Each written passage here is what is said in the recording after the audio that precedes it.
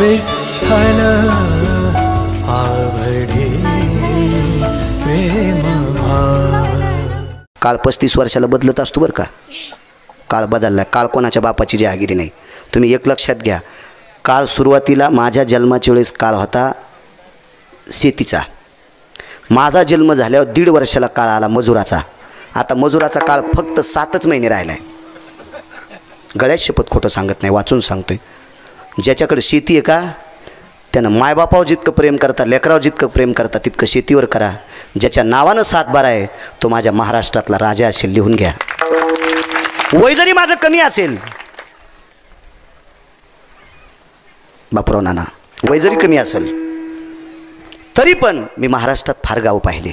महाराष्ट्राच्या बाहेर पण फिरलो. मला वाचायचा व्यासंग आहे. अजून 2-3 वर्षाला माजलगावमध्ये सुद्धा घट मांडायला घटाला माती विकत घ्यावं लागेल. घटाला माती विकत घ्यावं लागेल. घटाला.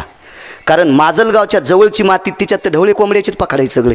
तुम्ही पहा ना, कोणी कुणं माजलगावात घुसा ना, कोणी कुणं घुसा, तुम्हाला पखाडत दिसणार आहेत. हे जवळचं शहर आहे म्हणून सांगायला बरं का. सगळ्या शहराची हीच बोंब. आणि थोडंसं लांब गेल्यावर शेतकऱ्याच्या गोळ्या संपल्यात का तुम्हाला कुठं उकरू द्यायला? हां, तुम्ही एरवी त्याला किंमत देत नाही तर माती कसा घेऊ देईन ते फुकट तुम्हाला. घाटाला माती विकत घ्यावं लागेल. घाटाला. घाटाला लक्षात घ्या. ऐका गिरगावच्या बाळ्याचं. अजून 4 वर्षाला मला जर आयुष्य असलं तर जिवंत असेल. आयुष्य काय माझ्या हातची जहागिरी नाही. पण शेतीला इतकी किंमत येणार आहे. फक्त 7 ते 8 महिन्यात शास्त्राच्या पुराव्यानुसार, पंचांगाच्या क्रमानुसार काळ पुन्हा शेतकऱ्याचा येणार आहे. हो, मजूर इतकं चॉकलेट दिली. गुतं जर खुरपायला दिलं ना तुम्ही, गुतं पाणी पण पित नाही द्वारकाबाई. चतुरी, दोरकी, वची, अंतिकी, हो हो, गंगू, हो, ही पाणी पण पित नाही. पाणी पण बाबरी लाड केलेली तशीच भाकर दुपारची कावळ्यानं खाल्ली आणि तसाच पालव घेऊन घरी गेली. बिनगिरी चिलीन घरी गेली. कसं खुरपीलं माहिती आहे का? एका खुरप्यानं गवत काढणं, एकानं झाकून काढ. पैसे हातात घेणं आणि गवतानं तोंड काढणं संगच. दुसऱ्या दिवशी शितुडे पडे, गवत जाशाल तसंच वरी आलं. आणि घरी गेल्या म्हणली, बाई मला 900 रुपये रोज पडला. आणि हावसानं साखरेच्या डब्यात पैसे टाकले. पप्याच्या बापानं साखरेचा डबा उघडला आणि माजलगावला प्यायला गेलं. ती म्हणली, बाई महाराज काल 900 रुपये रोज पडा बाई, कसे चंडाळाच्या हातात पडे. मी आणलं, बाई चंडाळणी तुझ्या हातात पैसे पडल्याबरोबर गवत वरी आलत ना बाई, तुला कसे पसते मा. तू किती काशी केलीस त्या शेतकऱ्याची बाई. तू ही काशी पंढरपुरातला करणारच आहे तू ह्या नवऱ्याच्या रूपात. विठाला विठाला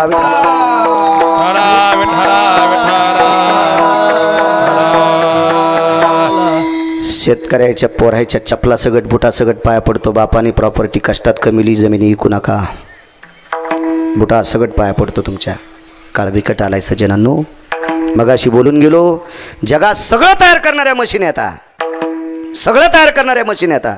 गहून ज्वारी नाही करता येतो मशीन तयार. ती तयार करण्याची ताकद फक्त काळ्या मातीत आहे. फक्त काळ्या मातीत आहे. त्याच्यावर प्रेम करा. माझं वय कमी असल्यामुळं विनंती करतोय तुम्हाला, विनंती करतोय. फार गरज आहे, फार गरज आहे. शेतीवर प्रेम करा. फार मोठे व्हाल तुम्ही, फार मोठे व्हाल. असो, तसा काळ बदलला. काळ मुलींचा आलाय. मान्य करावं लागेल. जहागिरी नाही. एक सांगू का तुम्हाला, राग येऊ देऊ नका. मी सुद्धा शेतकरी आहे. उतरेश्वर बापूला माहिती आहे मी चांगला शेतकरी आहे. मारुद्र बुवाला माहिती आहे, मारुद्र बुवाला सुद्धा. तवापेक्षा आताच बरा चालू आहे मारुद्र बुवा. चांगला शेतकरी मी, चांगला शेतकरी. खूप सोयाबीन काढतोय मी, तुरी खूप काढतोय, ज्वारी काढतो, हरभरं भरपूर काढतोय. म्हणून तर इतका मस्ताडेवानी बोलतो. हो, एखाद्यानं नाही कीर्तन घेतलेत नको घेऊ, तुला 30 गाव पठ्ठ्याला 36 गाव. चुकीचं बोलतच नाही ना, फक्त खरं बोलल्या मिरच्या लागतात काय काय लोकांना. काळ बघा का काळ मजुरा चालता. कारण एकेकाळी मालकानं बुटा सगळं गडी तुडील ते. हाही काळ तुमच्या लक्षात असेल. झोपीत तुडील ते, झोपीत. मग काळ दर 35 वर्षाला बदलत असतो. तो शेतीचा काळ आता डबल आलेला आहे. मजुराने ह्या बोटावरला थुका ह्या बोटावर केलाय. रोजदारी पाहिलं काय काम आहे फवाऱ्याला. काल जरा उसनच भरली. येत नाही रोजदार फवारा पाठीवर. नाही काल कसं का नाही असं वाकलो आणि काऊन माग वाकला. नाही म्हणले हुसनच भरली फवारा नाही. काय काम आहे काय नाही. बोरी खाली बास टाकून झोपायचं आणि पंखा लावलेला आहे आणि फुकट बाजाराच्या इथे तुझ्या तोंडात पैसे घालू त्या दिवशी. काम विचारून रोजाने येते. मस्त. मी पण रोजदाऱ्या केल्या ना. मी दर रविवारी गाडी आणायला जात होतो एका श्रीमंत माणसाची. शेतीत कामं केलीत मी पण. आता काळ येणार आहे शेतकऱ्याचा, ताण घेऊ नका. असेल थोडासा काळ, गेलाय बिकटचा काळ, मागच्याचा गेलाय, आताच्या तरुणांचा काळ गोड आलाय. फक्त जात जा, 10:30ला उठतून दात घाशी तू, मंत्र्याचा चुलता आहे का तू? आणि पुन्हा म्हणतो आभाळ फाकलं, तू जाणार आहेस आभाळात. हो, 10:30ला दात घासणारा कुठं पपेची माय जगीत असतो भंगिऱ्या, ते तर पाईपलाईन जर हेलं की ना हरामखोर. विठाला विठाला विठाला उद्योगम वर्धनते लक्ष्मी. जो काम करतोय लक्ष्मी त्याला माळ घालते, लक्षात घ्या. विचारा जुन्या माणसांना, माणसं शेतात जरी जाता नाही आलं तर आपले बाप दादे मुंगशाच्या दोऱ्या घरी वळीत होते, कासरे घरी वळीत होते, बाजाचं सूम घरी वळीत होते, गोपणी घरी तयार करीत होते. सगळ्या मुंगशाचे असेल, जोत्याचे असेल, आसूड असेल, काय असेल, सगळे साहित्य म्हातारे माणसं घरी बसल्या बसल्या काम करीत होते. आता म्हातारे पण तररले मंदिरात पती खेळत हो. नाही यायच्या अंगावर मारुती मंदिर पाडायचा का? तिथंच यायच्या समाध्या फरची खाली व्हायच्या. किती आगावपणा, किती आगावपणा आहे का नाही? आपण जे पिंडात बदलत असतं का सज्जनांनो, त्याचा ब्रह्मांडात बदल होत असतो. विठाला विठाला विठाला. एक सोपी सांगतो, वैचारिक पातळी ज्याची खालावली का त्याच्या सगळ्या गोष्टी खालावत असतात. मला चांगलं कळतं, शेतीतलं चांगलं कळते. परवाला एक महाराज म्हणला, तुम्हाला चंद्रावर घर बांधायचं का? इतकं काऊन येणार देतात शेतीत? मी पडलो ते दिवशी गेलतो त्या बाय गुडघ्यावर पडलो. पण त्याला म्हणलं 314 क्विंटल सोयाबीन झाले, फुटू दिन गुडघा. इतके पैसे लागत इतकं गुडघा नीट करायला? हां, फुटू दिन. ते म्हणलं इतकं काऊन ताण घ्यायले? अरे मी म्हणलं ताणाव नसतं रे सोंबळ्या. झोपीनं जर आयुष्य वाढलं असतं तर आजगराची संख्या जास्त झाली असती. निद्रे आयुष्य वाढे, मग आजगर काम रे. एकानं काम केल्याच्या नंतर दुसऱ्यानं त्याच्याकडे बघावा आणि त्याच्यासारखं आपण काम करावं, संसार सुखाचा होत असतो. उद्योगम वर्धनते लक्ष्मी. काम वाढत असते. वैचारिक पातळी प्रत्येक गोष्टीनं. तुम्हाला एक सांगू का, एखादा कीर्तनकार म्हणत असेल पैसे का बांधून न्यायचेत का डोंबल्यावर, ते मूर्ख असेल, तो नालायक असेल कीर्तनकार. तो पैसे बोकांडीवर बांधून नेत नसतेत. पण देव आणि संत याच्यानंतर जगातली कोणती शक्ती असेल तर पैसा नावाची शक्ती. मंडपाचे पैसे वरून पडलेत का गावाला? हां, आता आजच्या काल्याच्या पंक्तीला गहू वरून पांडुरंगाने दिलेत का? म्हणलं का लोह नंबर 1 नंबरचे लोक अत्यंत भाविक आहेत बरं का. त्यांच्यासाठी गहू, भात, तुरीची डाळ, मसाल्याचे पदार्थ, भाजीचं साहित्य मी पंढरपुराहून पाठवतो. गोळ्या संपल्यात का मालकाच्या पंढरपुरातल्या? कसा पाठवून दे? तुम्हाला पैसे लागले असतील का नाही याला? मग देव आणि संत याच्यानंतरची कोणती शक्ती असेल तर पैसा असेल. पैसे मेल्यावर बांधून नेत नसतील सज्जनांनो, पण मरेपर्यंत लागत असतील. राजे हो, 10वा सुद्धा पैशाची होईन, माती सुद्धा पैशाची होईन. 7 क्विंटल सरपण कोण फुकट देतो का? आरामाची मला लागते ना पैसे तुम्हाला त्याच्याजवळ. आगा तृप्तीची भया आपसव्य यज्ञोपविता अगो पिंडो यत्तर्पणो जायते अर्थे किंमत जायते. इकडे जाणवं करून पूजा करावं लागते ना. आपसव्य एरवी आपलं इकडे असते, पण पिंडाची पूजा करताना अपसव्य जाणवं असते. त्या पिंडाला सुद्धा पैसे लागतात दाता बाबा, पण पैशाच्या विरोधात नाही. धनवंता लागी सर्व मान्यता आहे जगी, सब पैसे के भाई. एक गाणं ऐकलं तर ट्रॅक्टरवाल्याचं मी, त्याला नाद असतो जोरात गाणे लावायचा. कुठून जोर दिला देवान काय माहिती त्याला इतका. त्याच्या ह्या जोरामुळं टाळ्या पालथ्या वाल्यात ना उसाच्या. हो, जे गाणे मोठे लाईत नाही त्याची टाळी पालथी होत नाही. त्याला त्या नादात कळत ना. मी परवाला एका कारखान्यापाशी कीर्तन होतं, सांगितलं जो ट्रॅक्टरवाला शेतकऱ्याचा ऊस व्यवस्थित कारखान्यात नेईल त्या ट्रॅक्टरवाल्याच्या पिढीला 3ऱ्या पिढीत तहसीलदार जन्माला येईल. आणि जो ट्रॅक्टरचा ड्रायव्हर मुद्दाम शेतकऱ्याच्या ट्रॉल्या पालथ्या करीन त्याच्या 42 पिढ्या ट्रॅक्टरचे टायरे हवा आणतील. दोन्ही गोष्टी सांगितल्या आहे का नाही. रात्री बेरात्री पसापसा पाणी घालते, उंचू काढा सरप याचा विचार न करता, रात्र दिवस याचा विचार न करता 12, 13, 14, 15 फूट वाढलेल्या ऊसामध्ये जीवाचं रान करून तो शेतकरी राजा तिथं आपलं जीवन मातीत घालतोय. त्याचा ऊस का पांढरा. ज्याचं रस्त्यावर दुकान आहे, असं एकच दुकान आहे, त्याचं नाव शेतकरी राजा. त्याच्या विरोधात कोणीच नाही गेलं पाहिजे, कोणीच नाही गेलं पाहिजे. कारण माझ्या अंतकरणातला नव्हे, पुराणाच्या अंतकरणात 4 देव आहेत. काशीतले मालक आणि पंढरपुरातले मालक 1 देव. यांचं भजन करणारे 18 संत 2 नंबरचे देव. भारताच्या सीमेवरचे जवान ज्यांच्यामुळे आपण उद्याचा सूर्य पाहतो ते 3 नंबरचे देव. आणि रक्ताचा घाम करून मातीत टाकतो ते शेतकरी राजा 4थ्या क्रमांकाचा देव. हो, देव आहे, देव आहे, तो देव आहे, देव शेतकरी राजा. शेतीच्या बाबतीत 13,819 पुरावे सापडेत. 13,819 पुरावे माझ्यासारख्या येडगळ बाळ्याला. शेतीतले पुरावे सगळ्या संतांचे निवडा, मग लक्षात येईल तुम्हाला किती पुरावे आहेत, किती पुरावे आहेत, किती पुरावे आहेत. फार मोठी ताकद आहे शेतीत. असो, वैचारिक पातळी नाही बदलायची. अभंगात विषयांतर होते पण येतो जाग्यावर मी. माझा नियम आहे, मी एस टी लांबून आणतो पण बस स्टँडला नेतो. कडव्याहून नाही. हा, ज्याला कड हो गवसत नाही का असं समजायचं, तिकडे इकडे आलंय कीर्तनात विठाला विठाला विठाला. वैचारिक पातळी सांगतोय बघा. तुम्हाला लक्षात असेल, सुतार दादाच्या नेहावून तिफन उचलल्यावर मारुतीला येडा घालीत होते. हे तर बरोबर आहे ना. एकाच्या डोक्यावर दांडी असते, एकाच्या डोक्यावर पाभर असतंय. पाभर म्हणजे मागचा भाग. ज्यांच्या पॅन्टीवाल्याला पाभर नाही कळायचं, त्याला कसं कळन, त्याला हे नवे शब्द कळत ना दुसरे. हो, आणि त्याच्यामुळं एक बाई बँकेत पैसे उचलायला आली, करा सही तर लावाशाही. अंगठा द्याला आणि तिने तिला विचारलं, बाई काय चालत? म्हणले मी लय बिजी. अरे बाप्पा, म्हणजे सही करता येणं, बिजी म्हणजे इंग्रजी शब्द. काय पोरायनं टेन्शन आणलं म्हणे महाराज. टेन्शन बी शब्द इंग्रजीचाच आहे ना. दात तर नव्हतेच तिच्या, एका ठोक्यातच पाडा वाटू लागले. म्हणजे आपले शब्द आवडत नव्हतो, दुसऱ्याच्या डोक्यावर घेतलं ना बोकांड मोडून जाईन ना. विठाला विठाला मारुतीला येडा घातल्याच्या नंतर गाव जवळ असेल, आबा रान जवळ असेल तर रानात टिफन टेकीत होते. आणि रान जर लांब असेल तर मारुतीला येडा घातल्यावर बैलगाडी टिफन टाकायची आणि मग शेतात न्यायची. पेरणी वाढेपर्यंत घरी येत नव्हता पेरणारा. पेरणी वाढणे म्हणजे पेरणी होणे. आपल्याकडे झाली म्हणत नाहीत. बगव्यातलं कुंकू संपलं म्हणायचं नाही. टिकल्यावाल्यानं जर शिका, रोज नका का लाईनत पण सणावाराच्या दिवशी लाई जा, पप्याचा बाप हाय म्हणून. हो, लाई जा. टिकल्या का लाईनत पण वरी लाई जा. खाली लाई तर वरी का कोंबडी बसवायची कांडे घोळायला. पण काय अहो, सप्त्याला दम नाही, भागवतायला दम नाही, कीर्तनायला दम नाही. नुसती महाराज श्रीमंत करायचे आणि तुमचा असाच झपका. महाराजांनी बंगल्यावर बंगले बांधायचे आणि तुम्ही काहीच नाही घ्यायचं. कशाला सप्ता तरी करायचा? इथं बसलेल्या 125 बायकाने उद्यापासून नवऱ्याला मालक म्हणायचं. तुम्हाला गिरगावच्या बाळ्याची शपथ आहे. हो, नाही म्हणत्या टिकल्यावाल्या. जुन्याने तर म्हणा ना नवऱ्याला मालक. ह्या पण म्हणतात राम्या, अरे म्हातारं मंदिराकडे गेलाय, त्याला म्हणा स्वयंपाक झाला गिळायला, ही गुरख्याला बोलायली काय?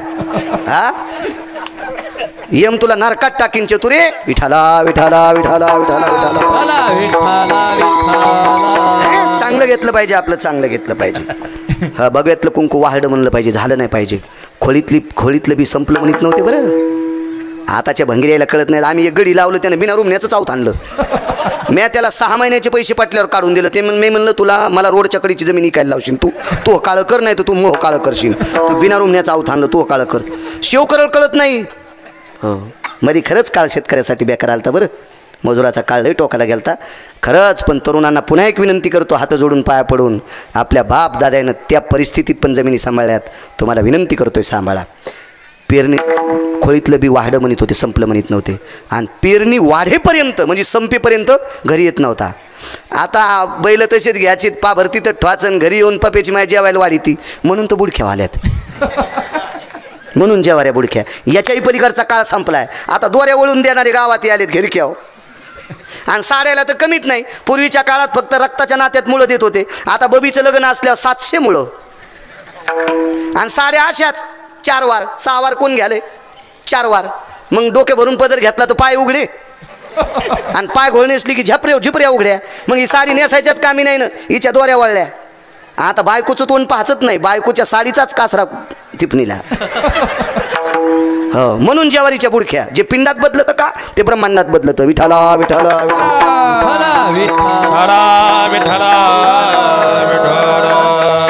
आलं पाहिजे. काम करण्याची क्षमता अंतःकरणात असावं. ज्याच्याकडे 10 गायी आल्यात त्याला एका गाईचं तरी दूध काढता यावं.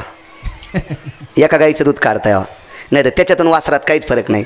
गडी म्हणला मेवणीच्या पोरीचा साखरपुडा आहे, ते गडी सुट्टीवर गेलं आणि 5 गायी आलेल्या, 9 म्हशी आलेल्या. वगारं म्हशीकडे पाहतात आणि वासरं गाईकडे पाहतात, आणि हे दोघांकडे पाहतो. मी म्हणलं काय चाललं? काय नाही म्हणलं, आपल्याला काढताच येईन. म्हणलं तू यातून वगारात काहीच फरक नाही. वगाराला सोडता येईन म्हणून पेता येईन, आणि तुला काढता येईन म्हणून काळा चहा प्यालास.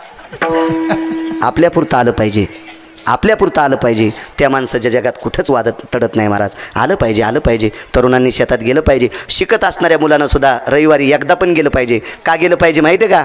बापाचा माथ्यातला घाम, बापाचा रानात काम करताना माथ्याचा घाम पुढून वगळत असताना बेंबीवर जातो, आणि पाठीमागून वगळलेला पाठीचा कणा भिजून कमरेचा धोत्राचा कंबरपट्टा वाला होतो. हे रविवारी पोरानं बापाचा घाम पाहावा, म्हणजे कालांतरानं तो संपत्ती टिकीत असतो. ज्यानं बापाचा घाम पाहिला नाही का त्या भडव्याला संपत्ती टिकीता येत नसती. विठाला विठाला विठाला.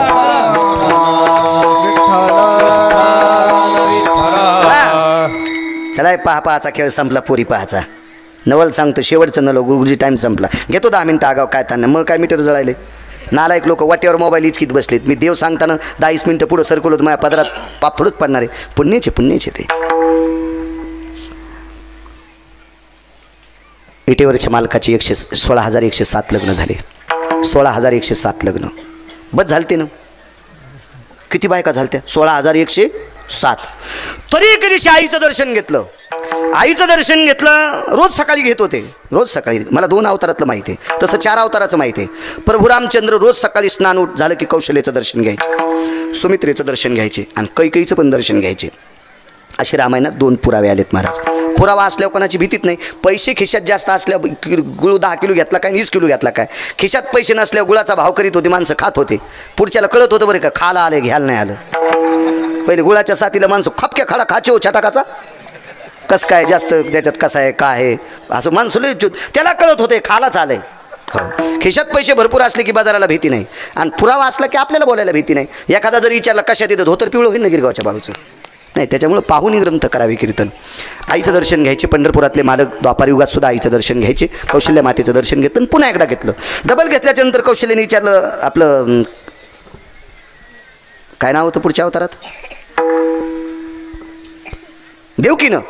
देवकी मातेने विचारलं, कन्हैया सकाळी एकदा पाय पडतो सास, डबल कशाला पडलास? नवल सांगतोय. नवल. आई काय नाही गाज, एक काम आहे, मला पुन्हा एकदा आशीर्वाद देणं. कशा करता? मला पुन्हा एक लग्न करायचे. बापा 16,107 बायका आहेत ना रे तुला, आणि किती सुंदर आहेत. पाती कवाडाकडून चल ती बिताडाकडे थोडीचे. किती सुंदर बायका आहेत. त्याच्यापैकी एक लक्ष्मी आहे आणि एक तर इतकी श्रीमंत. आमच्या शेजारीनं बोटुळे आणले माहेरातून. बोटुळे तुमच्याकडे काय म्हणतात? लांबटे, बोटुळे, शेवाया. तिने एकच नाव ना, लांबटे, बोटुळे, शेवा एकच नाव. जसं वांग्याला बैंगन म्हणतात, बैंगन आणि वांग एकच, तसं लांबटे, बोटुळे, शेवाया आणल्या. आणि काल दिवाळीचा पाडवा होता, दर्शनाला चाललो. ते नेमके शेवायचा भात केलता आणि मी दिसलो. यान महाराज, मला नाश्ताच करायचा होता. आमची दिवाळी नेमकी तीच दिवशी गेलती म्हणून मी घराकडे पाहतच गेलतो. मी काय येडा आहे का कोणाचे घरं पाहायला? मला ते वास आला मस्त तुपाचा याचा त्याचा. तिकडं आमच्यावर घेतल्यावर कशी तुमची खसखस पिकती. तुम्ही लय तुकाराम महाराजाची चुलते येतोय. तुम्ही चुन्यासाठी भीक मागता, मला लगेच कळत आहे ना. हाय कर चुना म्हणता. त्याच्यापेक्षा मी बरं आहे ना, मी भातासाठी पाहिलं. विठाला विठाला विठाला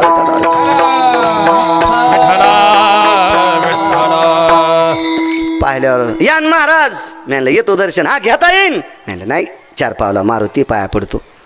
पाया पडून आलो. द्वा बरं हात पाय. म्हणलो कशाला सकाळी हात, मला तर चट माहीत भात शिजायला सगळं आले, पण ते म्हणावं लागत असते तसं या. आणि त्यातली त्यात आमच्या महाराज लोकायला हे जास्त जमतं.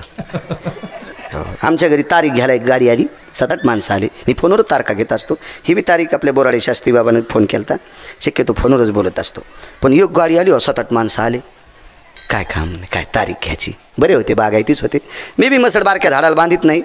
हो ना, तिनं झाडं उपटिलं, कानी गेली, मसड गेली, वाघरू मेलन घरी, आणि पाऊ मालक मेला. त्याच्यामुळे चांगल्या झाडाला बांधली, पिळे घेते पण दोरी तुटत नाही. हो, चांगल्या झाडाला बांधलं पाहिजे बाई. मसड काय कोणीकडे लावू नका. आणि मग ते आले बसले असे वगैरे. तर मग मी सहज सांगितलं, अगं चहा कर बरं. आमच्या घरी शिकलेले 3दा म्हणले शो करू नको, इतकं नका हसू. तितका येडा कारभार नाही. तुम्हाला राग येईन म्हणून आमच्यावर घ्यालो, हे सगळं तुमचंच सांगायलो, हे बी ध्यानात ठेवा. आता दुसरा आवाज पटकन दिला की त्याच्या लक्षात येते आपण गॅसकडे जावा, चुलीकडे जावा. पण मी दुसरा आवाज द्यायलाच नाही. 20 मिनिटाला म्हणलं चहाचा काय मिळे रे. आणि त्याच्या 20 मिनिटं गेल्यावर मी म्हणलं अरे चहा बघा बरं. त्याच्यातला एक पाहुणा म्हणला महाराज 1:30 वाजलाय, सोमवार आहे, सोमवार सोडूनच जाऊ ना. म्हणलं हा हो काम झालं बाबा. आता चहा दाखायचं तर सोमवारावर बेतली का. तसे हुशार लोक आमचे कधी कधी येते अंगलट. लय हुशार लोक. मी शाळेत शिकायला होतं तर खोली केली मंगल कार्यालयाच्या जवळ.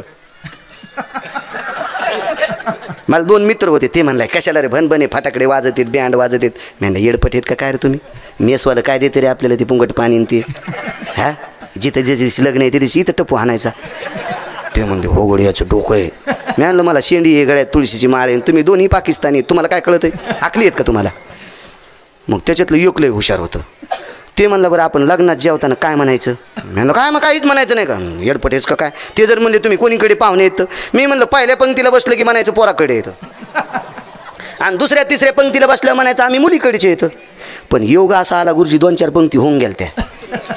आणि एक जण आम्हाला विचारलं कोणीकडे आम्ही म्हणलं पोरीकडे. मग ते नंतर ते पुढचा म्हणला पंगत 13व्याची आहे. कधी कधी आमच्याकडून बी उघडं पडत आणि होतं असं कधी कधी होतंय शक्यतो हुशारी चांगलं 3 वर्ष जमलं म्हणून एकाच दिवशी उघडं पडू द्या ना एका दिवशी निघत असतं काबाड त्याला काय व्हावं लागलं. विठाला विठाला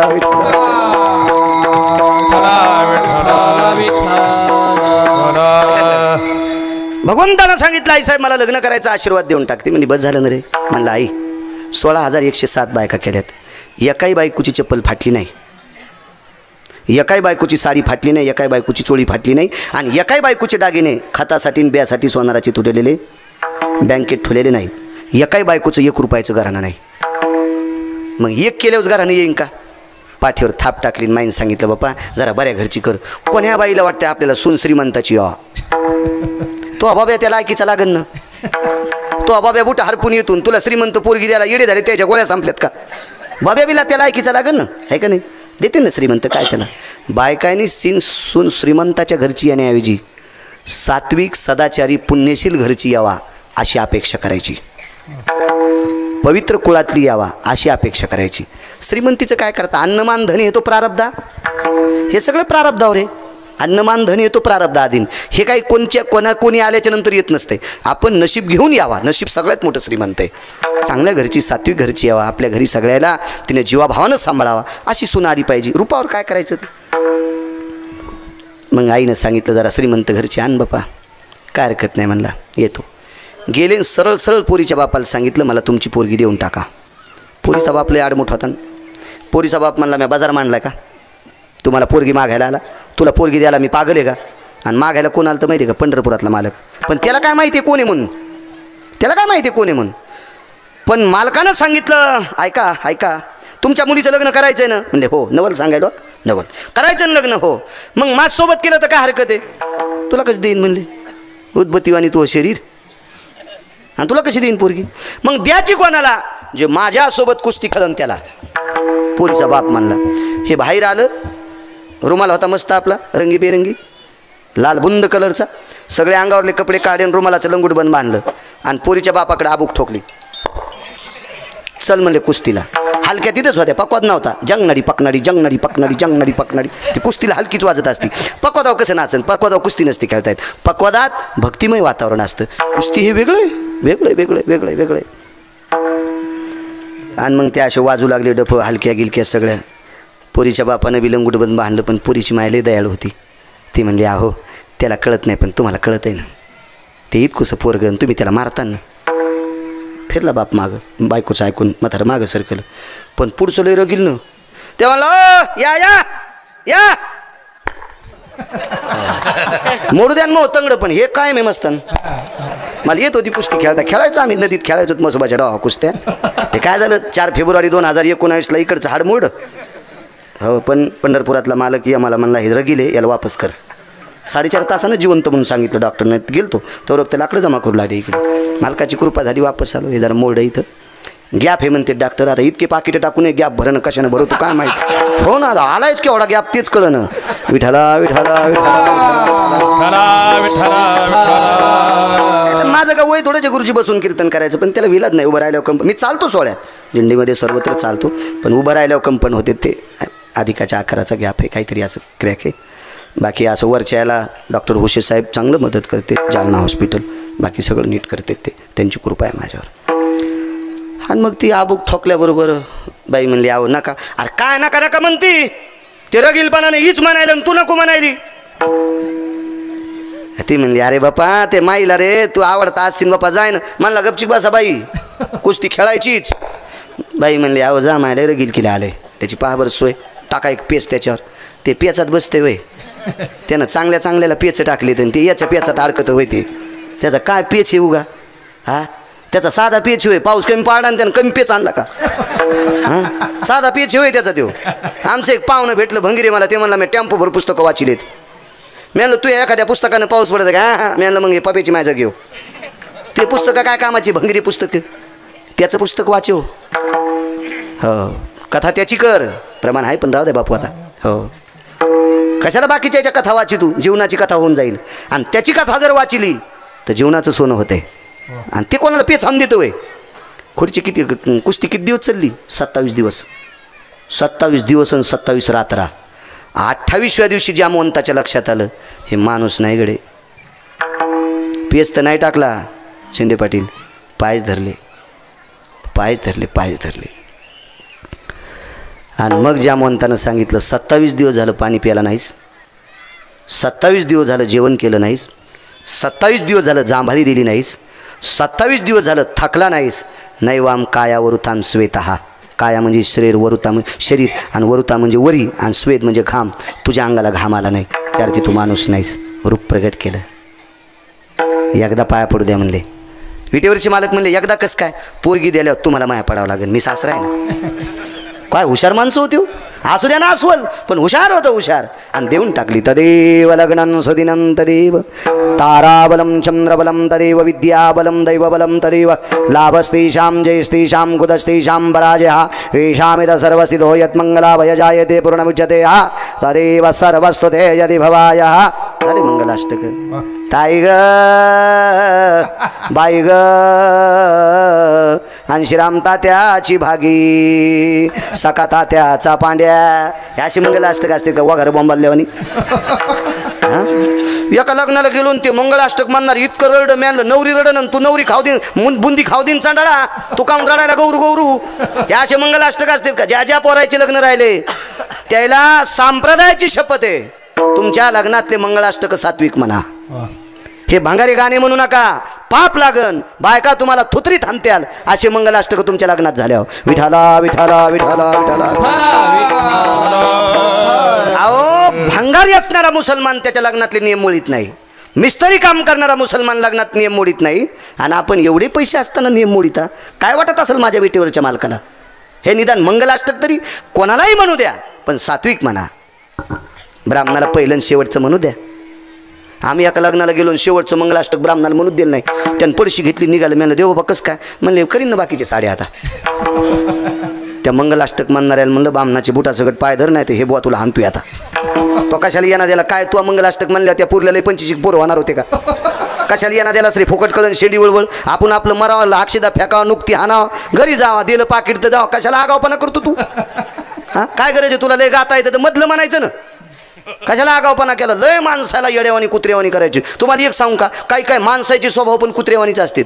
कुत्र्याला पालखीत बसलं तरी भुकतच ते हो. श्वानशी पिके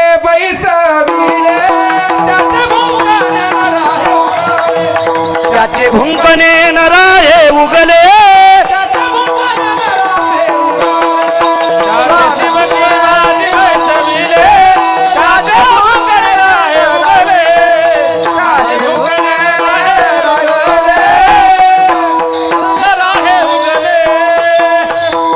सोन्याच्या पालखीत कुत्र्याला बसिलं तरी बाहेर तोंड काढून भुकूत लागलं.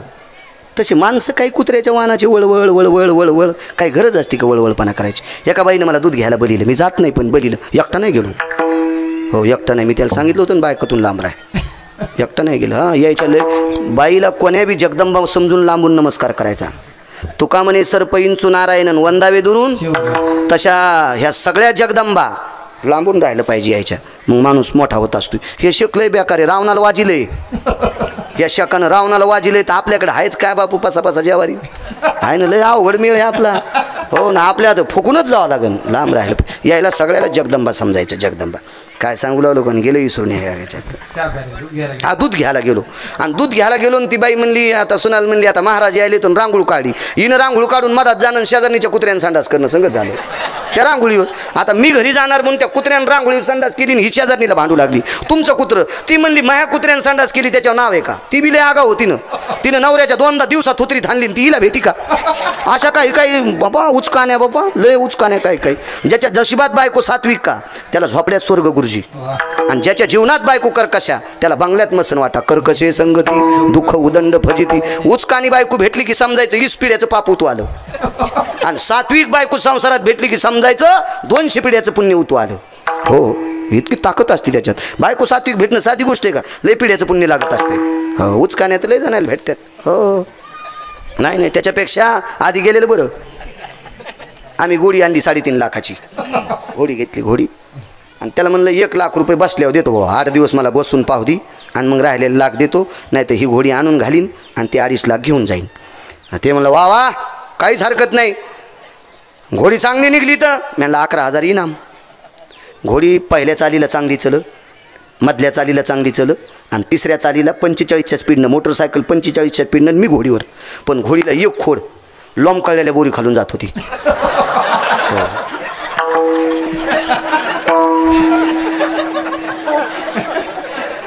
हो मी म्हणलं 2.5 मधले 25 कमी दी, ही घोडी तुलाच राहू दे. ऐसा क्यों बोले, ते राजस्थानचं होतं. मी म्हणलं आयंदळ घोडीशे पायंदळ भाला, आयंदळ घोडीशे पायंदळ भाला ना अवकुशळ बायकुशे रांडका भाला. विठाला विठाला विठाला.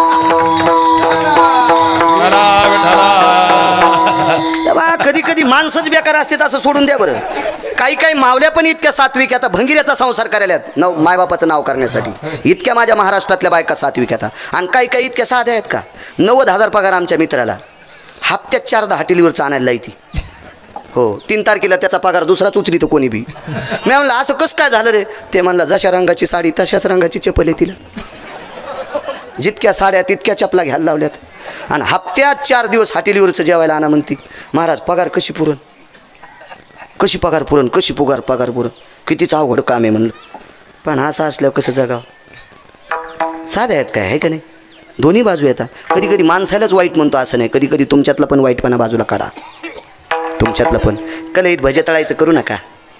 हां निवळ कलईत भजे तळले ना दोघायला इटा उचलायला जावं लागत असते.